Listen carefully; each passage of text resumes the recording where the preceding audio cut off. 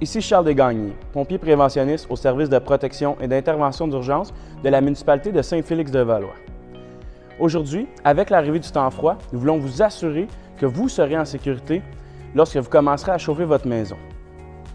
Dans cette capsule vidéo, nous vous donnerons quelques conseils de prévention pour éviter le pire et vous assurer que la seule soirée effrayante de cette période de l'année soit celle de l'Halloween. Bonne écoute! Avant votre première flambée, si vous utilisez un appareil de chauffage au bois, assurez-vous que votre appareil est en bon état.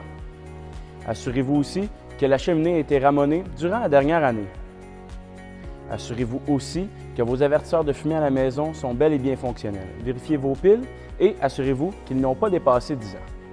Lorsque vous chauffez au bois, assurez-vous d'avoir un avertisseur de monoxyde de carbone à la maison. Il est peut-être déjà même obligatoire dans votre municipalité. Informez-vous auprès de votre service de prévention incendie local pour plus de détails. Ayez aussi en votre possession un extincteur portatif et sachez comment vous en servir. Pour plus d'informations, consultez notre page YouTube sur la capsule Extincteur pour savoir comment utiliser un extincteur de façon sécuritaire.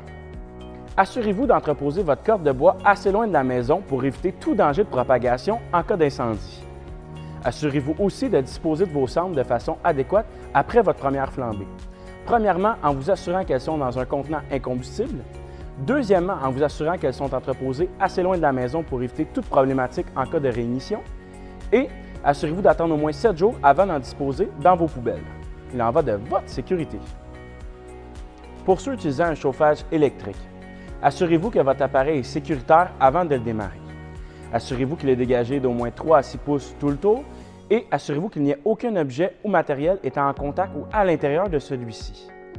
En début de période froide, si vous avez à utiliser un appareil de chauffage d'appoint, il est important de respecter quelques règles de sécurité.